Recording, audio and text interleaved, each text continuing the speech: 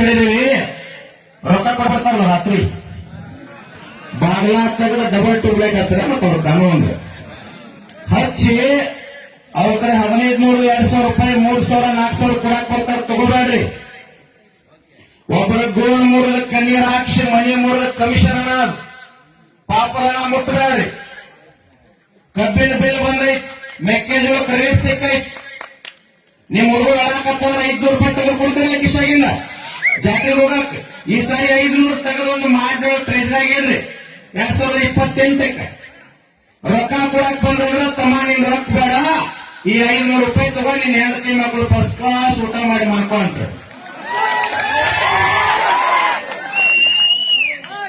ರೊಕ್ಕ ತಗೋಬೇಡ. ಬೇಕಾದ ಮಾಡಿ ರಾಜಕಾರಣ ನಮಗ ಅಭ್ಯಂತರ ಇಲ್ಲ. ನೀ ಯಾರು ಬೇಕಾದ್ರೂ ರೊಕ್ಕ ಕೊಡ, ಇವ್ರಿಗೆ ಯಾಕಂದ್ರೆ ನಾವ್ ಎಂದೂ ಹೇಳಂಗಿಲ್ಲ. ಆದ್ರೆ ರೊಕ್ಕ ತಗೋಬೇಡ್ರಿ. 500 ರೂಪಾಯಿ ಎಲ್ಲೋ ಖರ್ಚು ಮಾಡ್ತೀರಿ, 1500 2000 ಮುಟ್ಟಬೇಡ್ರಿ. ಡಾಕ್ಟರ್ ಬಿ ಆರ್ ಅಂಬೇಡ್ಕರ್ ಹೇಳ್ಯಾರ, ಮತ ಮಾಡ್ಕೊಂಡ್ರ ಮನಿ ಮಗಳನ್ನ ಮಾಡ್ಕೊಂಡಂಗಂತ ಹೇಳ್ಯಾರ. ನಾ ಹೇಳಿದ್ದಲ್ಲ, ಮತ್ತು ಡಾಕ್ಟರ್ ಬಿ ಆರ್ ಅಂಬೇಡ್ಕರ್ ಅಂತೇಳಿ ಭಾರತ ರತ್ನ ಸಂವಿಧಾನ ಬರೆದಂತ ಡಾಕ್ಟರ್ ಬಿ ಆರ್ ಅಂಬೇಡ್ಕರ್ ಹೇಳ್ಯಾರ. ಮುಂಜಾನೆ ಗುರುಗಳು ಹೇಳ್ತಾರೆ, ಅದನ್ನು ಶೇಷ ಬಿಡುತ್ತಾರೆ ಪಾಂಡವನ್ನ ಕೇಳಿದಿಲ್ಲ ಹೆಂಗಿರ್ತದ ನೋಡ. ಹೇಗಿರ್ಬೇಕಂದ್ರೆ ಬಸವಣ್ಣನ ಅನುಭವ ಮಂಟಪದಲ್ಲಿ ಬದುಕಬೇಕಾಗಿದೆ. ನಾವೆಲ್ಲ ಧರ್ಮ ಜಾತಿ ಪಂಥ ಪಕ್ಷ ಮೇಲು ಕೀಳು ಏನೂ ಇರಲಿಲ್ಲ. ಸಮಾಧಾನ ಮೋಳಿಗೆ ಮಾರಯ್ಯ ಬಂದ, ಅಲ್ಲಂಪರಗೌಡ ಬಂದ್ರು, ಚೆನ್ನ ಬಸವಣ್ಣ, ಅಂಬಿಗರ ಚೋಳಯ್ಯ, ತುರ್ನಾಯಿ ರಾಮಣ್ಣ, ಒಕ್ಕಲಿಗರ ಮುದ್ದಣ್ಣ, ಕುರುಬರ ಬೀರಣ್ಣ, ಸುಳ್ಳೆ ಸಂಕವೆ ಸತ್ಯಕಾಂತೇಳಿ ಲಕ್ಷದ ಮೇಲೆ 96,000 ಜನ ಬಂದರು. ಯಾವುದಕ್ಕಾಗಿ? ಒಬ್ಬ ಸತ್ಯಶರಣ ಬಸವಣ್ಣನ ಸಂಕಲ್ಪಕ್ಕಾಗಿ ಅವರೆಲ್ಲ ಬಂದರು.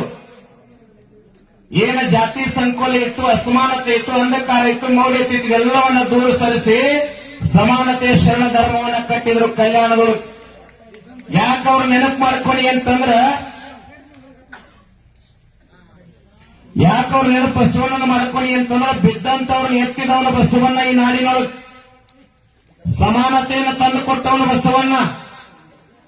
1200 ಜನ ವೇಶ್ಯ ತಾಯಂದ್ರನ್ನ ಶರಣೆಯರನ್ನಾಗಿ ಬದಲಾವಣೆ ಮಾಡಿದ್ದ ಬಸವಣ್ಣ. ಆ ಕಾಲ ಇವತ್ತು ಬರಬೇಕಾಗಿದೆ. ಜಾತಿ ಮತ ಪಂಥ ಎಲ್ಲವನ್ನ ದೂರ ಸರಿಸಿ ನಾವೆಲ್ಲ ಸಮಾನರು ಅಂತಕ್ಕಂಥ ಭಾವ ಬರಬೇಕಾಗಿದೆ.